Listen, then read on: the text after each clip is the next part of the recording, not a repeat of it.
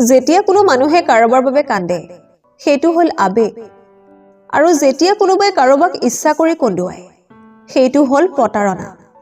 আৰু যেতিয়া কোনোবাই কাৰোবাক কন্দুৱাই নিজেও কান্দে সেয়া হল মনৰ পৰা ভাল পোৱা জীৱনত কাৰোবাক পাবলৈ নাকান্দিব যাৰ কাৰণে আপুনি কান্দিব তেওঁ কেতিয়াও আপোনাৰ নহব আৰু যি আপোনাৰ হ'ব তেওঁ কেতিয়াও আপোনাক কান্দিবলৈ নিদিয়ে অতিৰিক্ত কথাত মুখ নষ্ট বেছি মৰমত সন্তান নষ্ট অতি লোভত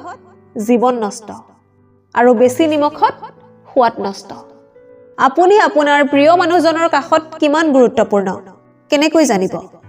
যেতিয়া আপোনাৰ প্ৰিয়জনে আপোনাৰ বহুত কেয়াৰ লৈছে আপোনাৰ দুখত দুখী তেওঁ আপোনাৰ সুখত সুখী তেওঁ আপোনাৰ উন্নতিত তেখেতে কেতিয়াও হিংসা নকৰে তেতিয়াই বুজিব তেওঁ আপোনাক বহুত ভাল পায়